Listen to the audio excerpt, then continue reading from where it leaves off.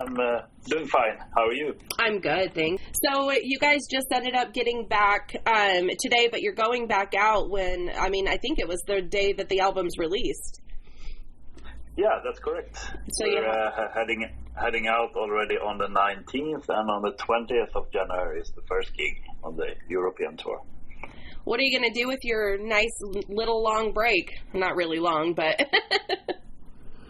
We're gonna rehearse. Mm-hmm. First before New Year's. It's gonna be pretty chill. It's just doing press, like I'm doing today. And but after New Year's, we're gonna start rehearsing, because it's not gonna be a different set than we did in the States. Oh. Since we're promoting Sky Void of Stars, it's gonna be more songs from that one and less from City Burials, and change it up a little bit. Right. Keep it fresh. Yeah, because it'll be, the release at that point.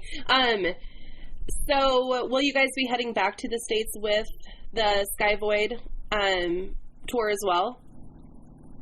Yeah, I really hope so. And it would be surprising if we didn't, since it's a whole new album, and the tour we just did wasn't really in promotion for that one, so it would be surprising if we didn't go for a new US run. This is kind of like a very postponed tour rather than just being something totally fresh and booked just now. Yeah. Well, I certainly hope you do.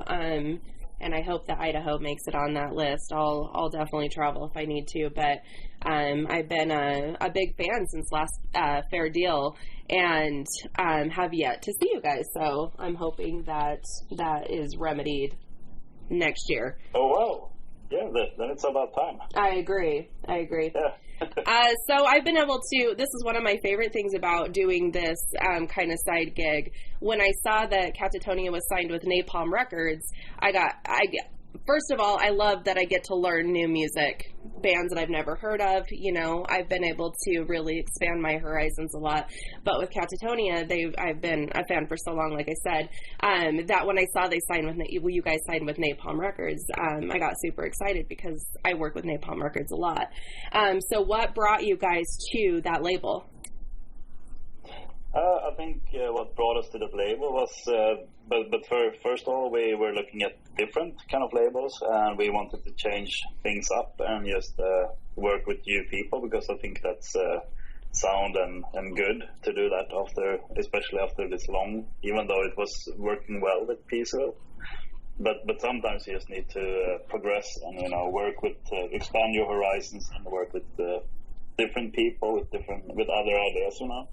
What brought us in with Napalm, I think that was because they felt like they could, follow our vision and do the most good for the band. Good.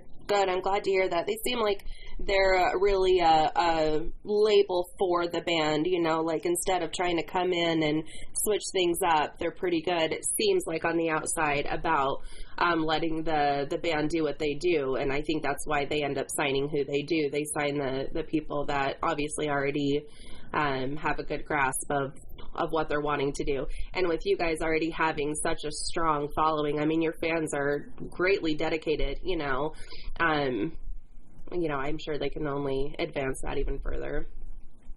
Oh yeah, and something that's super important for us is to keep our integrity and to do what we're doing, and not having too much of outside influence, like people coming in and like dictating and demanding that we do something different from what our vision is.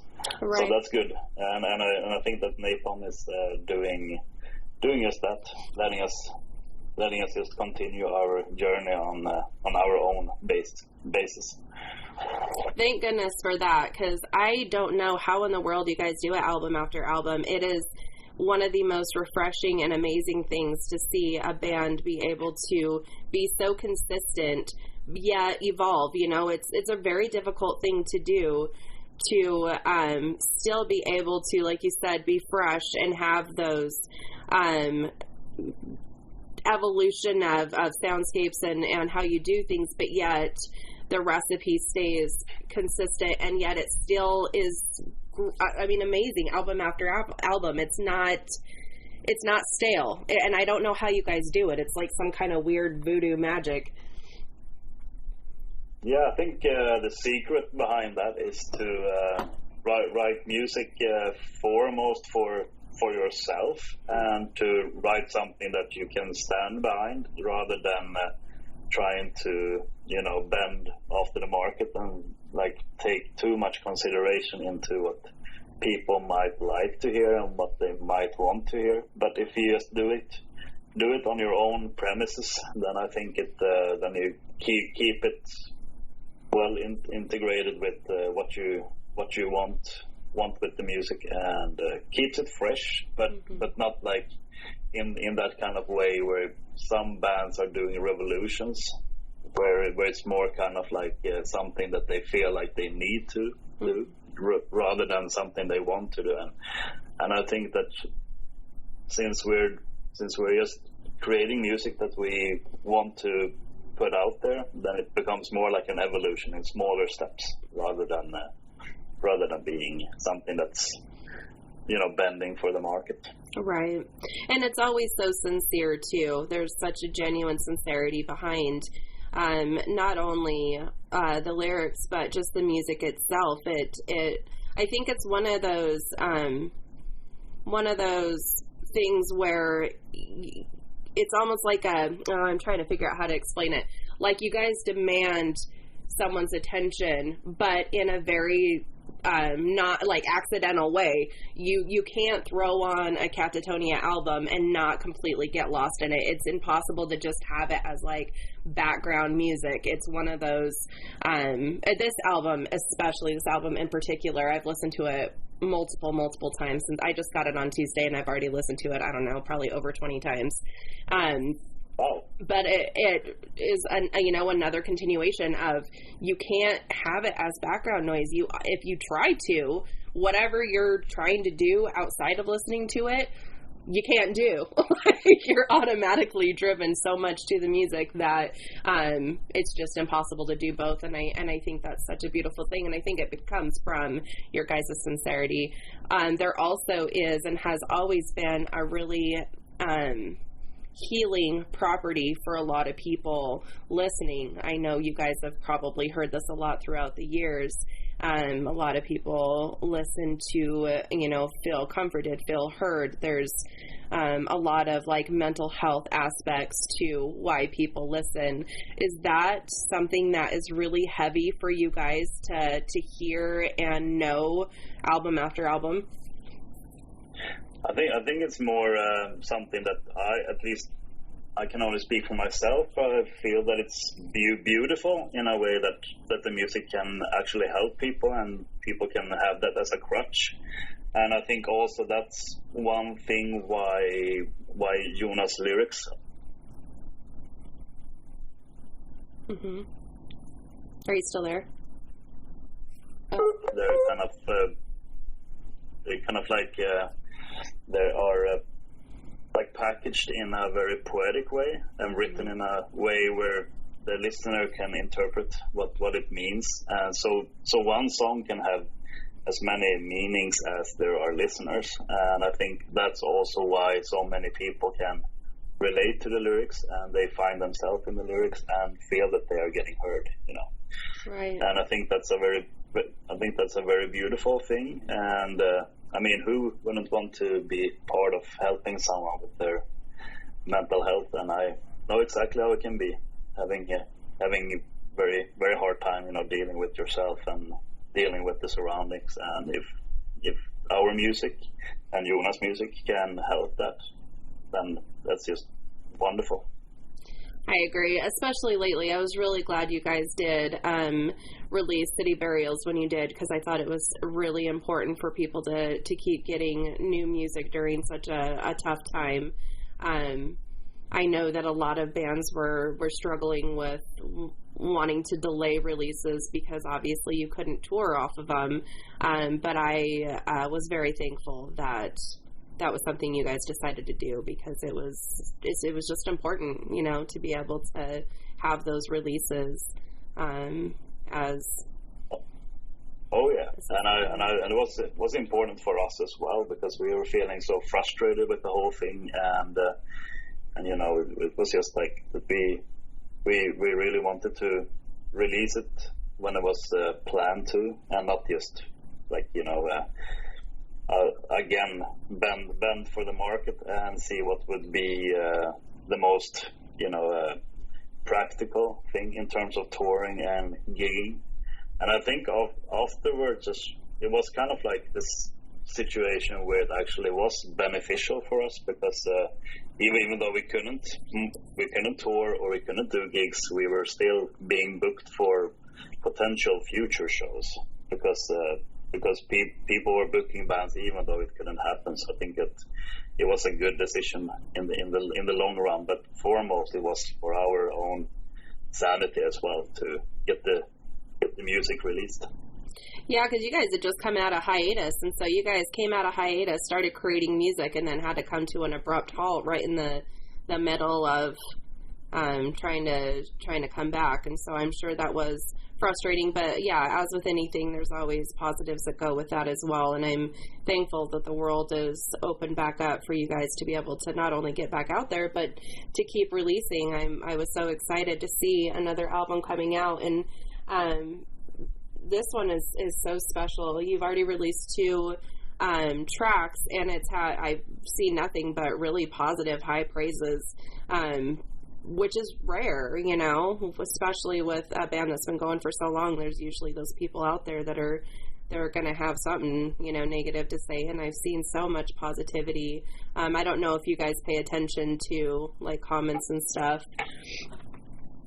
We do look at that sometimes. We're trying not to get too emotionally involved in the comments, and just trying to take the positive sides out of that. And I do know that like the hardcore fans, or some of the hardcore fans, they kind of they always have this skepticism, and they're kind of like having a hard time to digest the new stuff. Mm-hmm. But once it's been growing on them for some time, and even sometimes a few years, you can see sometimes you can see the same person saying that, yeah, this album is one of the best from, and a few years earlier they were saying like, no, but this is not really Katatonia. This I can't really digest this, and this is not for me. So it's, for some people it takes a little bit longer just to take on the new stuff. Yeah. But it's and I'm trying not to read into too many comments. I see some, and then I take the best ones with me, you know, and try to get energy from that. Yeah, I've seen so many positive things, and really with as much as music, you know, there's so many bands out there, and there's so much music being released all the time. I think short attention spans have come with that, and so even the long-term fans, you know, they'll listen to, like, for example, Lacquer was such a different song on City Burials that I think a lot of people just were like, nope, that's not for me. That doesn't sound like them. Instead of like recognizing and realizing, you know, a different aspect of what you guys were doing. I love that song. I think it's an amazing song. But yeah, it's just short attention spans, and then when people actually like take a minute to go, okay, let me really listen to this, not automatically dismiss it, then they get it, you know? Yeah, definitely, and I think it was fun to release that as a first single for City Burials, and then see people speculating into, is this gonna be a whole electronic and no rock album? And people are like, yeah, that's what I think, and they were really set to that. And then when we released Behind the Blood, they were like, okay, well, what? And then they were like, okay, well, we can take that idea, just throw it in the trash. So it was a fun thing to you know, set the expectation to an electronic album, and then comes like electric guitar solo. Oh, right, with the reality check. Don't judge. Yeah. Don't judge before you know. Yeah. Well, yeah. and oh, go ahead. You never know in these rounds. You can right. You can expect anything. Right. Pretty much. Yeah, and with this album, I mean, it's got a lot of, I don't know about twists and turns, but a lot of diversity. The two releases that you've already put out, you know, themselves are different songs. And I have a feeling I know what the third one is. I know you can't tell me, but I have a feeling I know what the third one is, just because I know that you guys are kind of trying to give out teasers of what, trying to all encompass as best as you can the whole album. But I want to ask you about the one that has become my favorite. I've listened, like I said, I've listened to the album all the way through multiple times, but there's one that I keep wanting to go over and over and over and over, and I've listened to that one even more. I'm wondering if you know which one I'm going to say. Oh, I have no idea. Okay. I was just curious because this song is so not different, but yet different than the rest of them. No Beacon to Illuminate Our Fall is like a masterpiece of a song. There's bluesy parts, there's heavy parts, there's so many transitions in that song. Tell me about the creation of that song. Hard for me to to talk about the initial creation, because it's Jonas who writes the songs, but I think it's very much, it kind of like it touches and connects with the kind of colors and experimentations we did on The Fall of Hearts, with a little bit more lengthy songs and less kind of like, you know, standard composition and how it's arranged. And it's very, very much like an adventure, and more kind of like this more kind of this free song, which doesn't like necessarily fit it doesn't really adjust to the standard kind of mold on how you write a song. And yeah, I think that's kind of like the most progressive aspect, and the most progressive we go, like on the whole album, in terms of having different kind of parts and having different kind of genres in the same song, basically. So, so I'm very, very happy that you are taking that so much to heart. Oh, I love it. I love it. Do you know if that's, I don't know if you can answer this or not, is that one that you're planning on putting on your set list? I don't think that we have talked about that just yet, but I would be surprised if we didn't up in the future. And this is the first set list that we're kind of creating for the new tour, and I'm gonna keep it a secret, because I think it's fun, at least for the first show, and then we know how internet is, and it's all online after the first show. But at least up until that, try to keep it as secret as possible. Then I get that. So people can be a little bit surprised. But I also think that's one like downside with the internet, and that set lists are shared so quickly, is that people don't really they know what they expect, and they you know, people are shouting the songs even before we announce them on stage. So because they know what's coming. So we would, in order to surprise people, we would need to like change the set list up every night, and you know, you create a set list to build a flow and to have this kind of dynamic flow, just as you create a set list for an album. So you can't just shuffle around the songs. Right. Yeah. Like in a weird kind of order, just to change it up and keep it fresh. Right. But yeah, I'm gonna keep that a secret until the 20th. I respect that, and I totally understand that.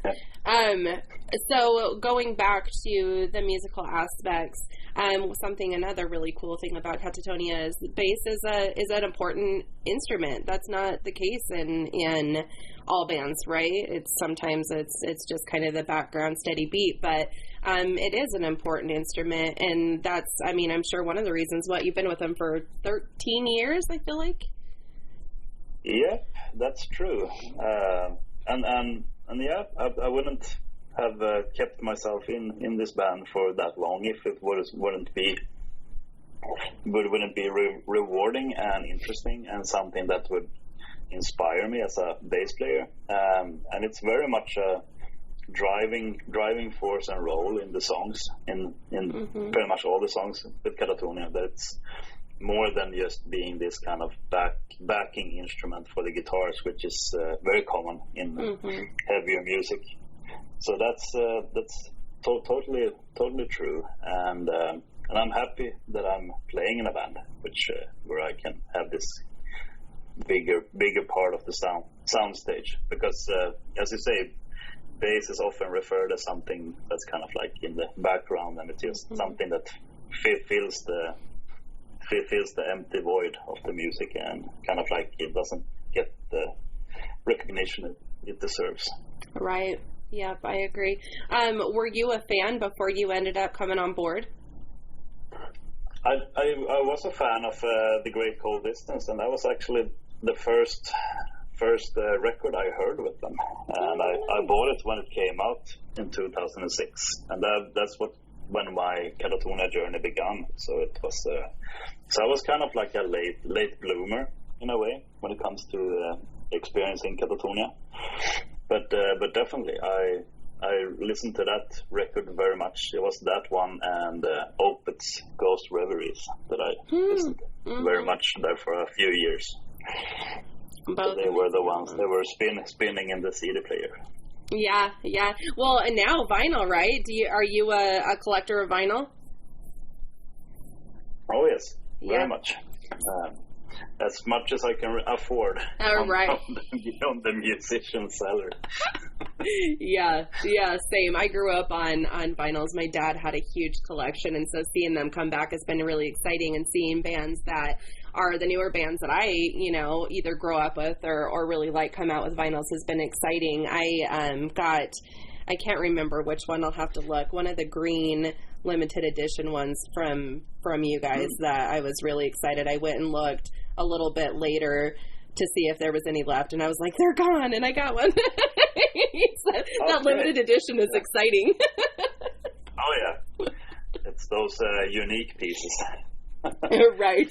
Yeah. Do you have an interview after this real quick? Yeah, and okay. I think that like vinyls are something that people need in a way, because streaming is so abstract. You can't really feel or touch the music in the same way as when you hold a vinyl and you listen to it at the same time. And interesting enough, cassettes are on the way back as well. that people are tape trading, and that they are releasing music on cassettes. Now, I think mainly because I think people need something like tactile and something right. a little bit more than just seeing an album art on screen.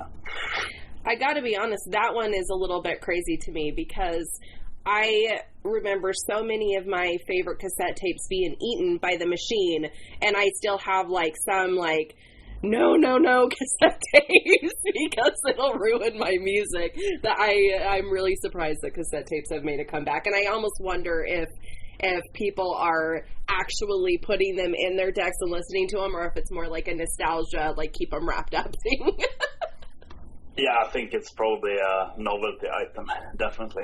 But I think that it's more kind of like a way to that people feel that they're supporting the artist in a more direct way than if you're streaming music, which is of course you have to stream something extremely much to even make that worth a cup of coffee, So I think that people being able to buy something like that straight from the artist is more rewarding in a way, and then they probably put it just on the shelf, as a reminder and kind of like a keepsake.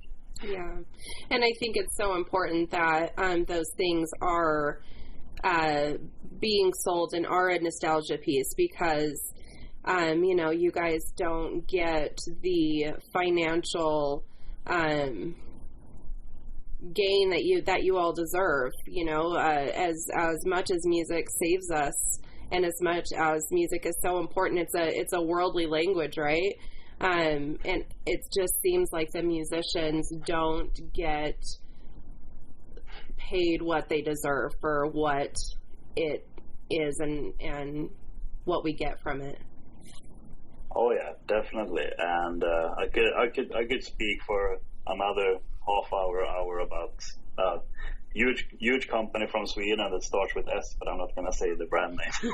And then how that is kind of affecting the music world as we speak. And since they think that artists should stop being artists and they should treat their music as like this kind of like corporate product instead, and which I think is wrong. And that's shocking coming out of Sweden, because there is a lot of incredible metal bands that come out of there. It's they should know what they have and instead treat you guys much better. I mean, but it's all over the board too, unfortunately. It's not just definitely. Oh yeah, definitely. So all over the world. Yeah. Do you have an interview right after this? Oh yes, okay. Unfortunately. Okay, that's okay. I wanted I get selfish with time if I get to have it, so I'll ask you just a couple quick more questions, because I see that you have probably only a couple more minutes. My main question, I guess only one big question.